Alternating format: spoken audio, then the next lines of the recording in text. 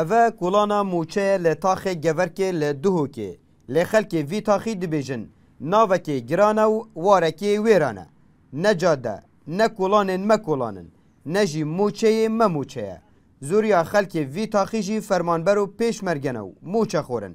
خلکه وی تاخی پتر جه هر کسی بیزاره لدم گلیبونا پیوا موچه جبرکو بردوام چاویوان به وی تابلوی موچه که وی تو موچه نینه قد اف تابلوی موچه پیوا نکر با چه درمو موچه نینه شوارع جی تقنن نوک نشد بیدو جی هات نوچون نینه خود جید بینن يعني يا بيدفي وجافر كنا وديجن شارعت ما جاله بسر وبرد من زبستان بتايبات بنا تقن وهاري بربت قطابيا جاله بيست بن وهوينيش جاله توزه نسبت كولانا ما او كولان نو كولان موچه جينين خلكت بو موچه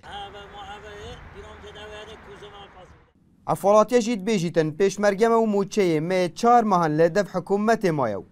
گازنده یان جه سخبری نکرنا جاده و کلانن وی تاخیجی دکتن کلانا نوه کلانا موچه تیتا ناف کرن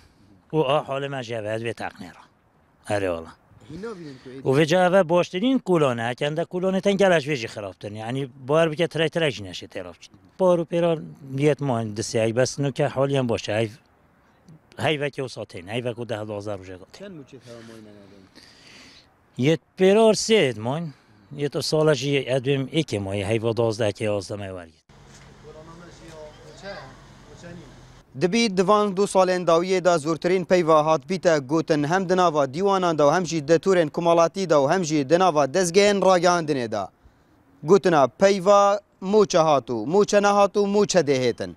ایدی کولانا موچه جی شرف خود کتن ناوه بهتا گوتن ولاتین تاخه گورکه جی دبیجن نه موچه تیتو نه جی کولانین ما اتهنه درست کرن عبدالصمد ریکانی NRT دهوک